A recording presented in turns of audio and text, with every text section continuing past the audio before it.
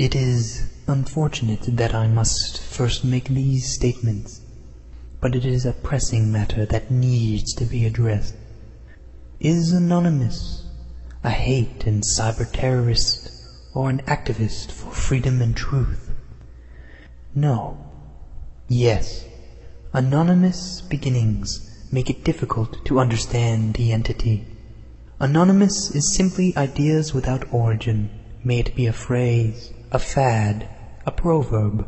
The concept of anonymous has always existed.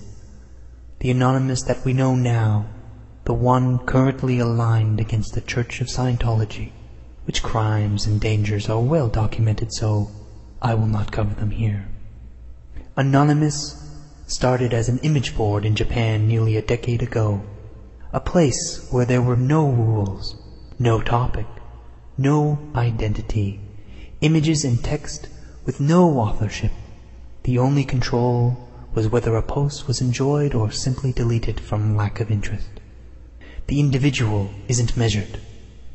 Slowly, through repetition and this unique natural selection, popular ideas duplicated and developed into memes. These memes would be incorporated into new ideas. Evolution of thought.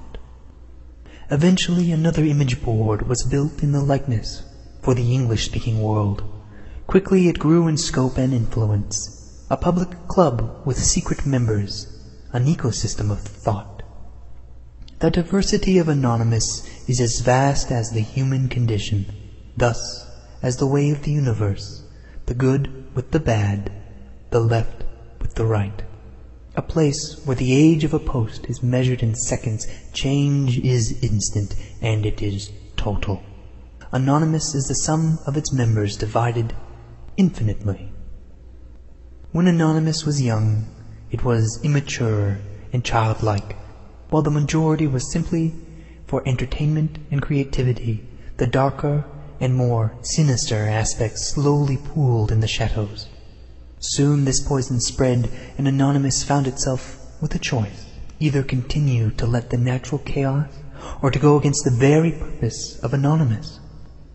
Those who controlled the medium, the servers, made the fateful decision to purge these cruel and disgusting segments.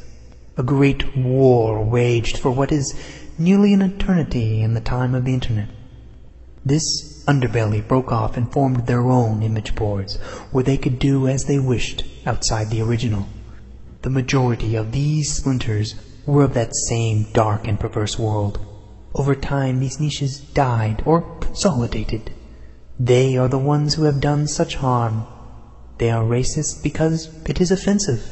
They are sexually perverse because it is outlawed. They are cruel because they can. Yet we cannot disown these aspects of Anonymous as much as we can disown the human race. They are nearly everything the majority stand against and can only survive in isolation. Except they are the ones who dare. They are the ones who dared to stand against the racist radio. They are the ones who, maybe out of guilt, brought a pedophile to justice. They are the ones who dared to think freely without regard for others. And they may have started the meme that has grown so large. For all their crimes, they may have just started this whole thing.